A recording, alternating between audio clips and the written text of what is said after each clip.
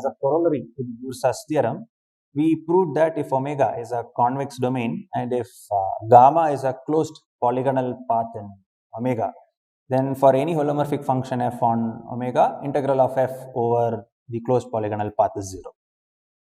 Now, by using the second fundamental theorem of calculus, a complex analog of the second fundamental theorem of calculus, which was proved in the last week, we can immediately conclude a version of Cauchy's theorem in the case of convex domains. So, let me start by, this is sometimes also called the local version of the Cauchy's theorem. So, Cauchy's theorem for convex domains.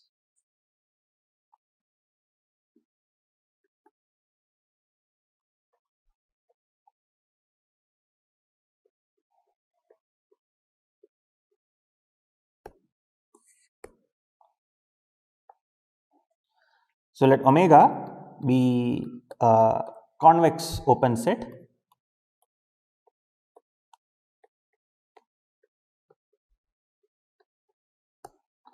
and f from omega to C be holomorphic on omega.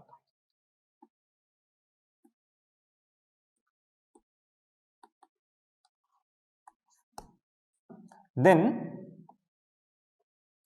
f has an antiderivative in omega.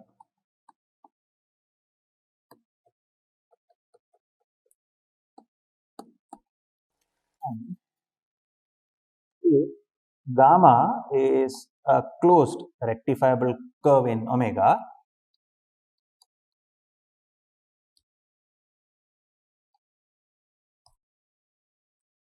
then integral of f over gamma is equal to 0.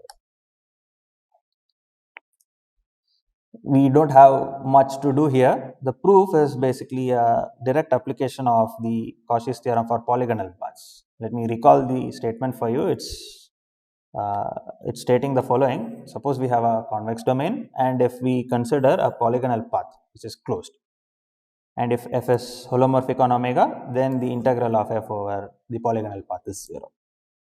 Now, if you go back to the previous week's lectures and look at the second fundamental theorem of calculus, the precise requirement for a function f to have an antiderivative is that its integral over polygonal paths is equal to 0. So, by the second fundamental theorem of calculus, we can directly conclude that f has an antiderivative. Since integral of f over sigma is equal to 0 for any closed polygonal path sigma in omega, we have, by the second fundamental theorem of calculus,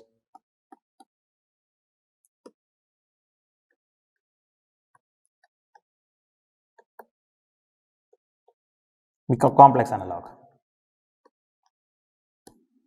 an explicit antiderivative.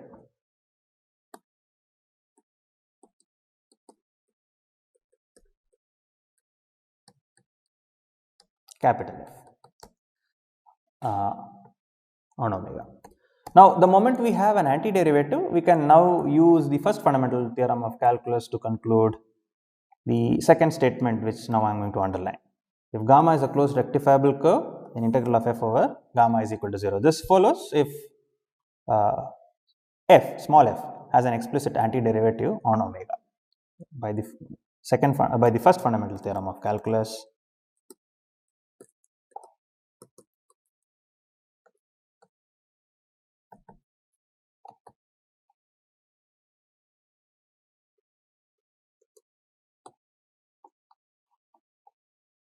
integral of f over gamma is equal to 0 for every rectifiable curve gamma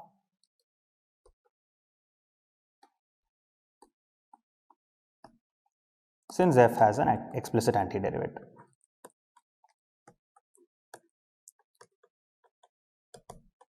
So, in particular, if we pick two curves gamma 0 and gamma 1 from z0 to z1, then integral of f over gamma 0 is going to be equal to the integral of f over gamma 1. By considering gamma 0 plus minus of gamma 1, we can conclude whatever I just said. Right, so let's go back to the statement here. Why was it mentioned that this is a Cauchy's theorem? The conclusion here is what we have in the second variant of Cauchy's theorem, which was stated in the previous lecture. And we in fact showed that Cauchy's theorem, which was stated initially, and the second variant are logically equivalent. So this is exactly telling us the Cauchy's theorem when omega is a convex domain. But then convex domains are very special. For example, disks, rectangles, all these, the interior of a rectangle, all these are convex domains, but they are very special. And we would like to prove now the more general statement of Cauchy's theorem. Let's now get to proving Cauchy's theorem in the general setting. So, proof of Cauchy's theorem. So, let me recall Cauchy's theorem for you once more.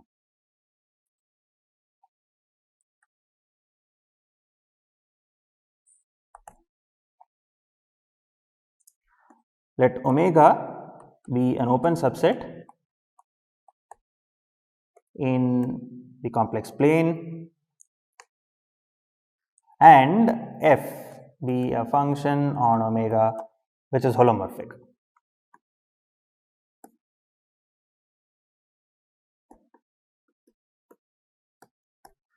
Let's consider two curves, gamma 0 and gamma 1, with the same initial point and the same terminal point, such that gamma 0 is homotopic to gamma, reparameterization of gamma 1. Let me write that down. Let gamma 0 from AB to omega and gamma 1, say from CD to omega, be rectifiable curves. As of now, we would like to speak about integral over these curves. So let's confine ourselves to rectifiable curves on omega from z0 to z1. This just means that the initial point of both gamma 0 and gamma 1 is z0, and the initial and the terminal point of gamma 0 and gamma 1 is z1. So suppose we have two such curves from z0 to z1 and such that gamma 0 is homotopic to a reparameterization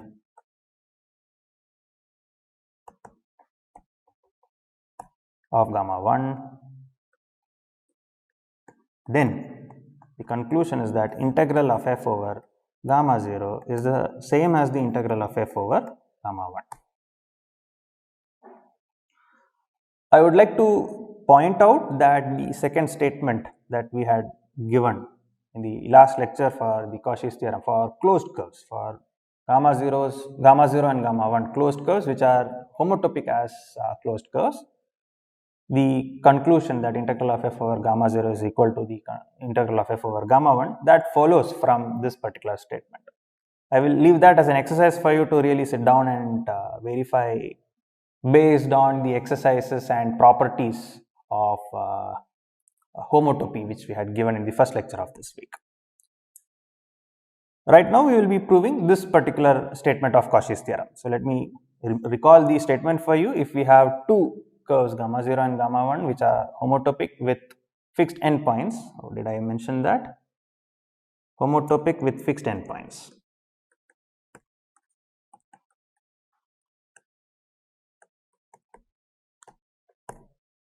Then the integral of f over gamma 0 is the same as the integral of f over gamma 1.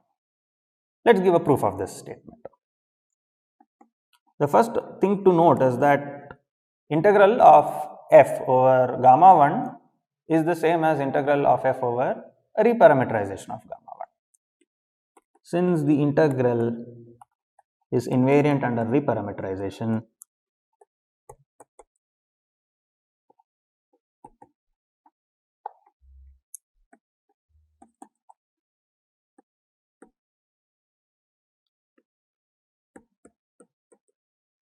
we may assume that gamma 1 is also defined on AB.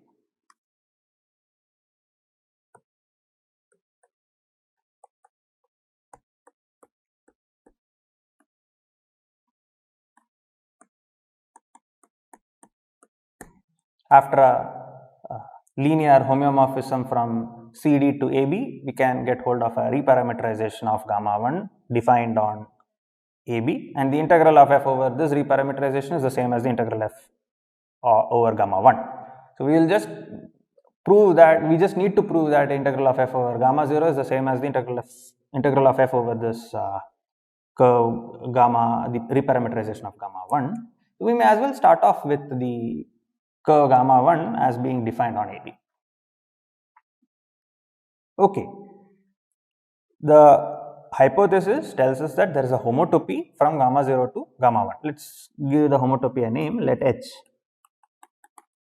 from 0 1 cross AB into omega be a homotopy with fixed endpoints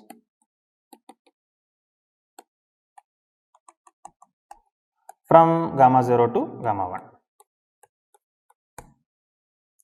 So, in particular, H is a continuous function on 0 1 cross. We also know that 0 1 cross AB is a compact subset of R, and continuous functions take compact subsets to compact subsets. So, we have 0 1 cross AB is compact implies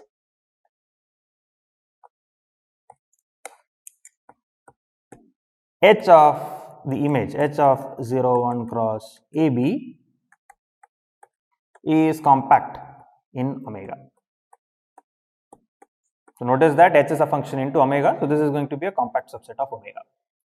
Since H of 0 1 cross AB is compact, by let U1, U2 up to UN be open subsets of omega such that uj bar is contained in omega and H of 0 1 cross AB is contained in the union, maybe contained in the union of uj, where j is from 1 to n.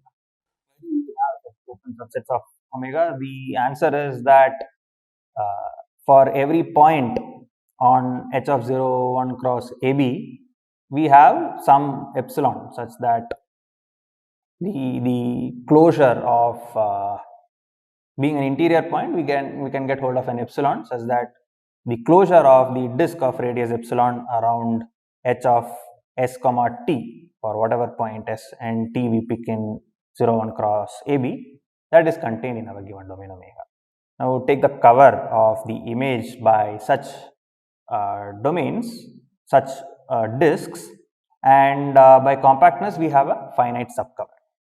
Call the elements in this subcover as U1, U2 up to UN.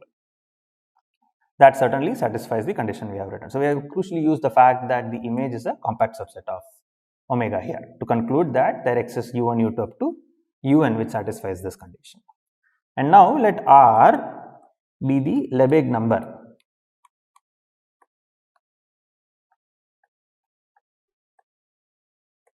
corresponding to this cover. Recall that Lebesgue number satisfies the property that if for any point in H of 0 1 cross AB, let us take say s comma t in 0 1 cross AB, then H of s comma t will be a point in the image, then the disk of radius r around H of s comma t will be contained in one of the ui's and hence contained in omega. That is the key thing we are going to conclude from this. So, let me just give this collection a name, Lebesgue number corresponding to script u. Then for any s comma t in 0 1 cross AB, the disk of radius r around H of s comma t is contained in omega. That is precisely what we have. It will be contained in some uj which in particular is contained in omega. Now, let us use the compactness once more and notice that H being continuous on a compact set implies that it is uniformly continuous there. Since 0 1 cross AB is compact, we have crucially used the compactness here, as you can see. H is uniformly continuous.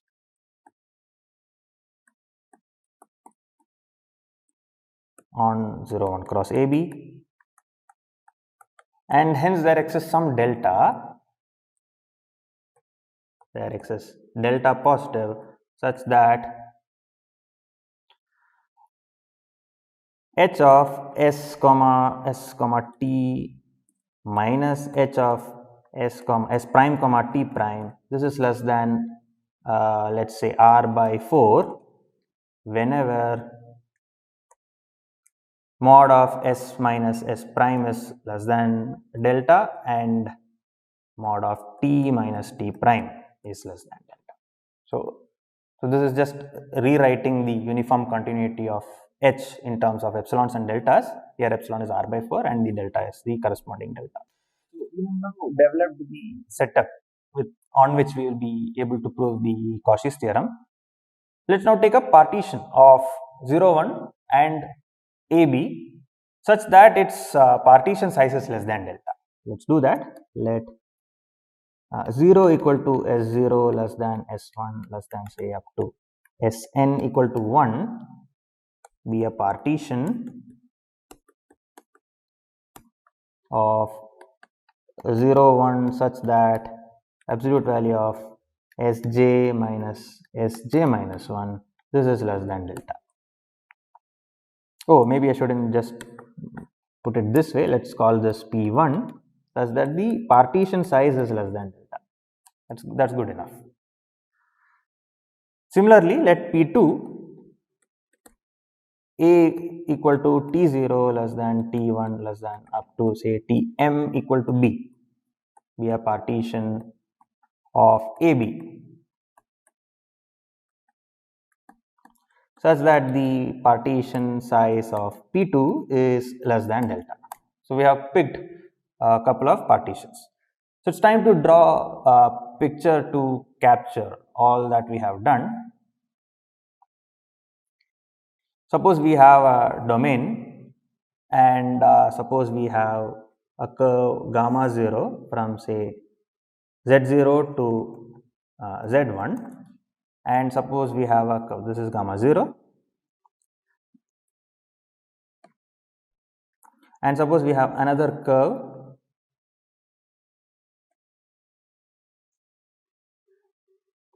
this is say gamma 1 from again z0 to they are not coming out well. Let's see. This is better.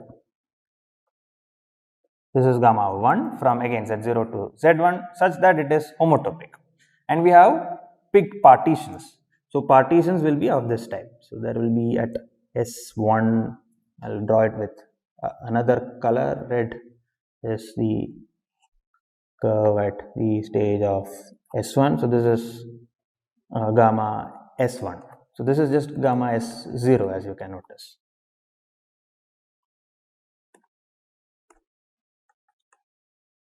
And this is just gamma Sn.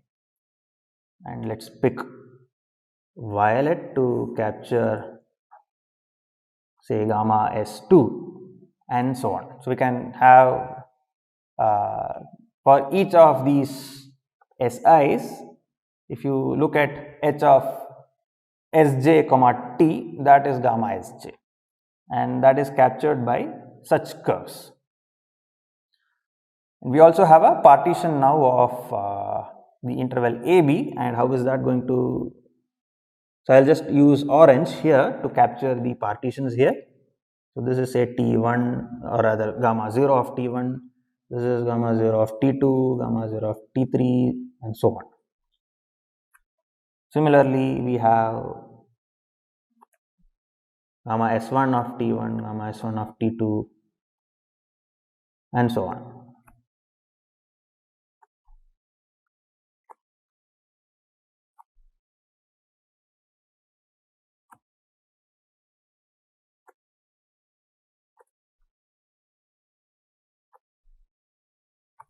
So we have partitioned our interval AB in this manner, and we are looking at the image. We are interested in the image here. Now that we have captured our partition in the image here. Let's try to see what can be done further. Let's get hold of a path. Let Cij denote the polygonal path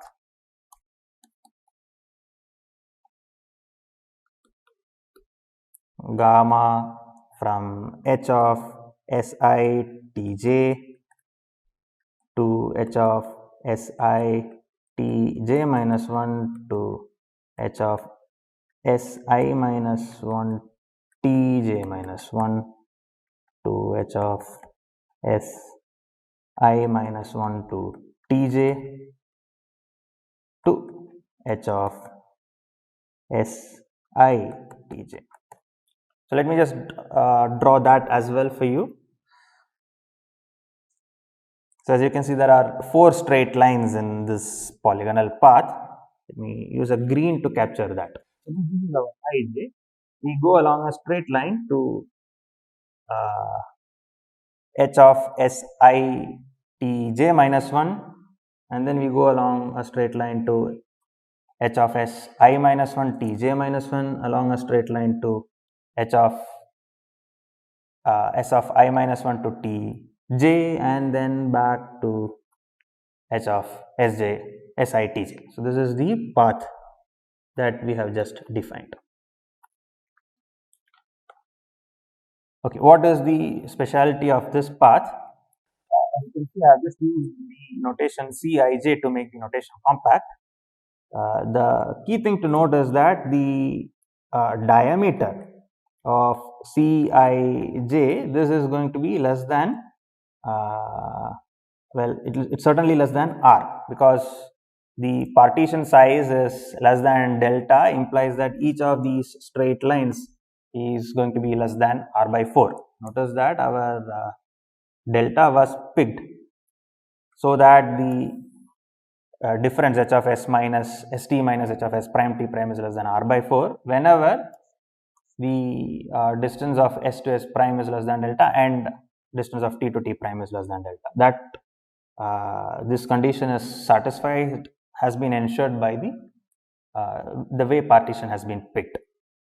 So Cij certainly has diameter less than r in this case, and because of that, hence Cij is contained in the disk of radius r around Sitj.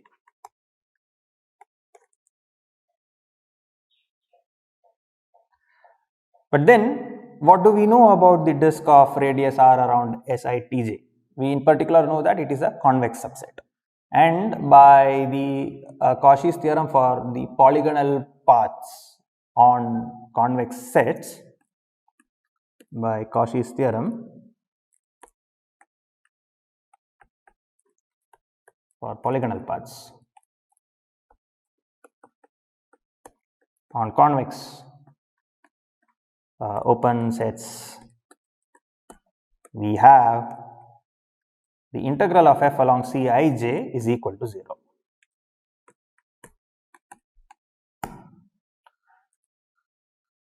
So good, because we have just proved that the integral of f over Cij is equal to 0 for each of these i's and j's.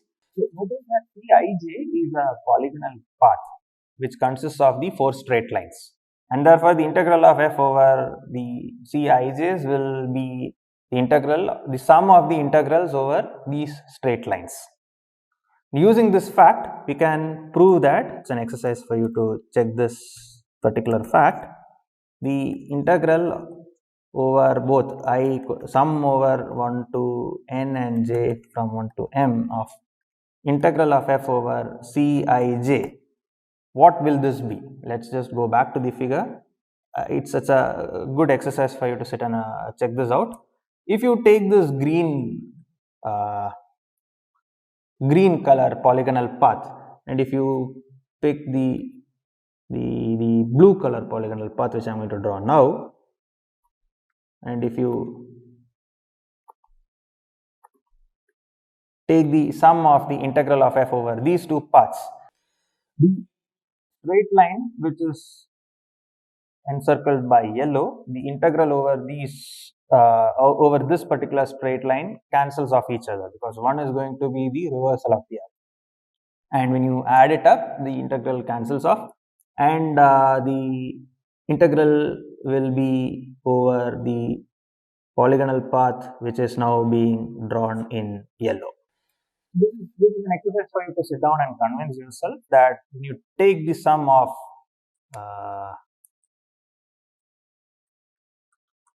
the integral of f of z dz over the Cij's, this is going to be equal to the integral of f of z dz over the following curve C.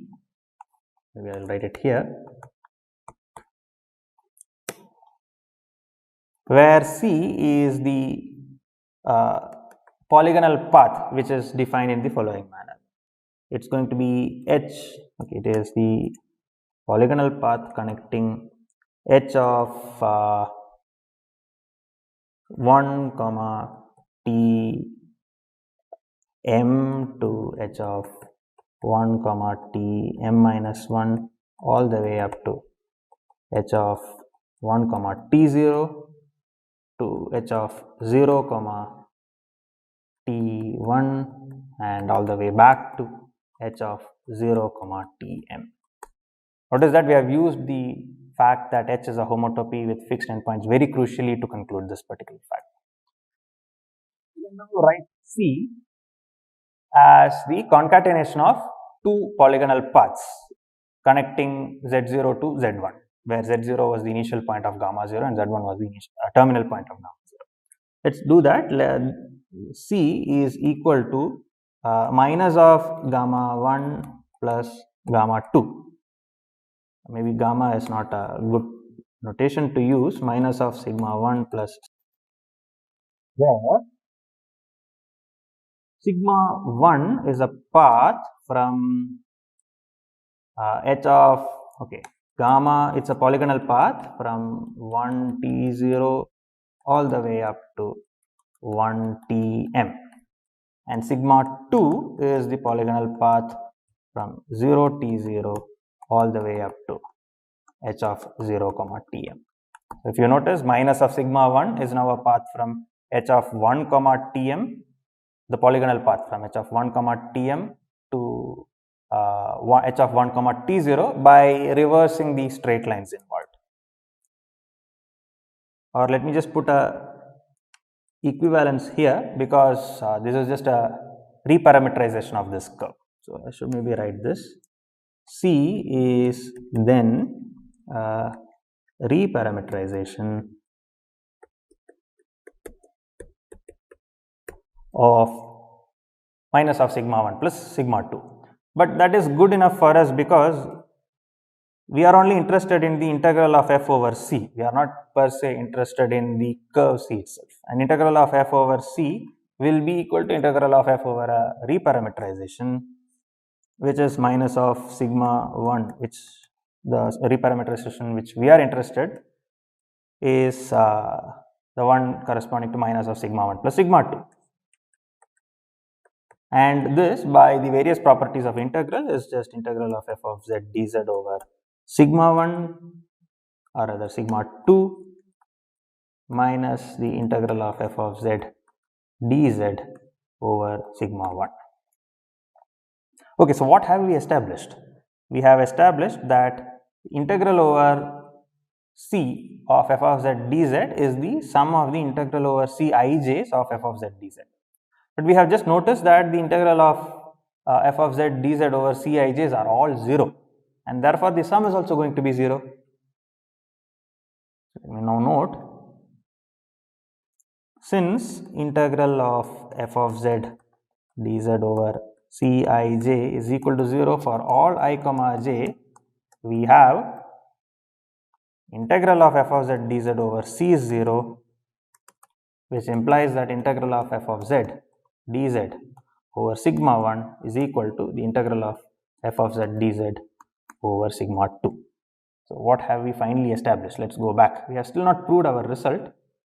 We have only established that if we look at the pink polygonal path which I am drawing right now,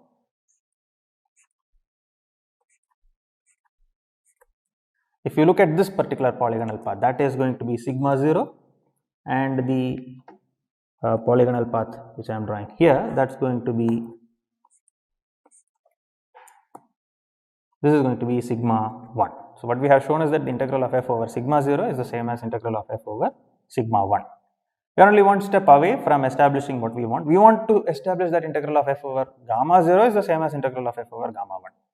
We will just show that integral of f over sigma 0 is the same as integral of f over gamma 0. That's quite straightforward again, because we have already proved that when we are in a convex set, then if you consider gamma 0 and gamma 1 two paths from the same initial point to the same terminal point, then the integral of f over gamma over the first curve is the same as the integral of f over the second curve. Rather, what we will now do is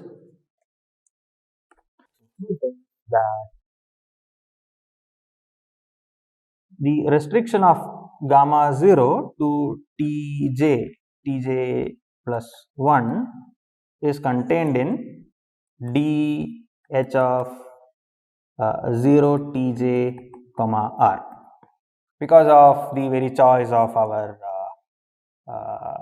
partition. The deltas were picked in such a manner that it will be in fact contained in a disk of radius r by 4. In particular, it's contained in a disk of radius r. Similarly, gamma of h of 0 comma tj to h of 0 comma tj minus 1, the image of this is also contained in. So when I say is contained in, the image of this is contained in. That's what it means. So maybe I can write it that way, of tj minus tj plus 1 rather. This is contained in d of h0 tj, and this is also similarly contained of 0 comma 1. This is also contained in dh0 tj comma r. And we know that dh of 0 comma tj comma r, that's a disk of radius r around h of 0 comma tj, which in particular is a convex set. And therefore, by Cauchy's theorem on convex sets, which we just proved in the beginning of this lecture, integral of f over gamma 0 restricted to tj plus 1, this is equal to the integral of f of z dz of gamma h0 tj to h of 0 tj plus 1. Now notice that sigma 0 is the concatenation of these type of paths, and therefore integral of f over sigma 0, this is just equal to the integral of gamma h0 t0 to gamma h0 tm of f of z dz, which is the sum of integral gamma h0 tj to h0 tj plus 1 of f of z dz, where j is from 0 to m minus 1, and this is equal to the sum of integral f of z dz over gamma 0 restricted to tj plus 1, again j from 0 to m minus 1, and this is just equal to the integral of f of z dz over gamma 0 restricted to 0 t 0 plus the concatenation of these curves tm minus 1 to tm, which in particular is equal to the integral of f of z dz over gamma 0.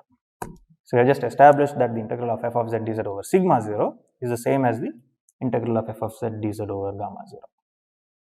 Similarly, we can establish that integral of f of z dz over sigma 1 is equal to the integral of f of z dz over sigma over gamma 1. And we have just seen that integral of f over sigma 0 is the same as integral of f over sigma 1. And therefore, we conclude that integral of f over gamma 0 is equal to the integral of f over gamma 1. With this, we conclude the proof of Cauchy's theorem.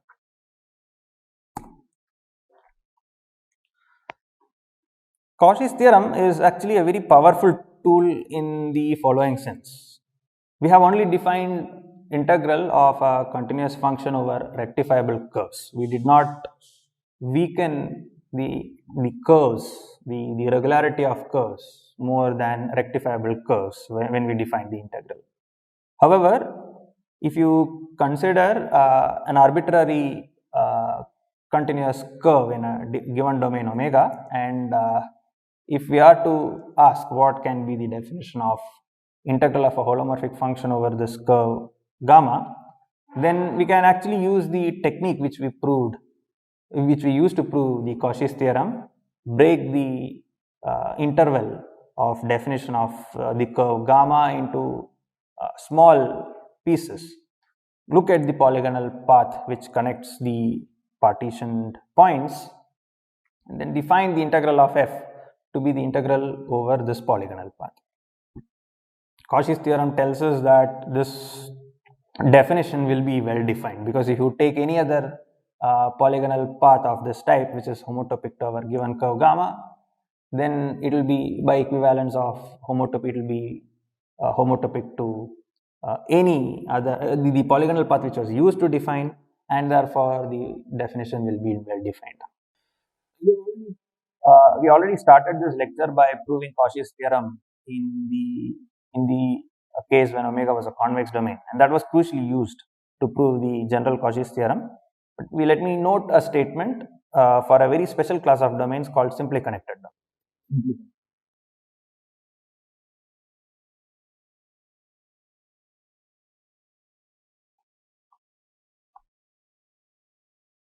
An open set omega is said to be simply connected if every closed curve in omega is null homotopic.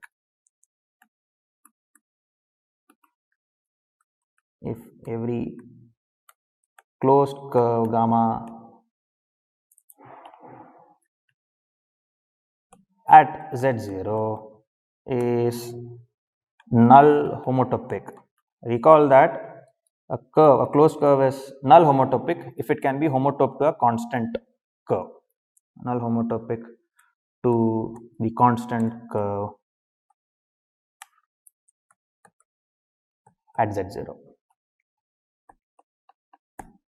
Such domains are good because then we can say something about a special case of Cauchy's theorem for simply connected domains. Let omega be simply connected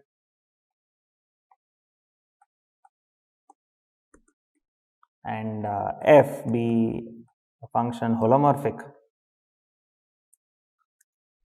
on omega, then integral of f over gamma is equal to 0 for every closed rectifiable curve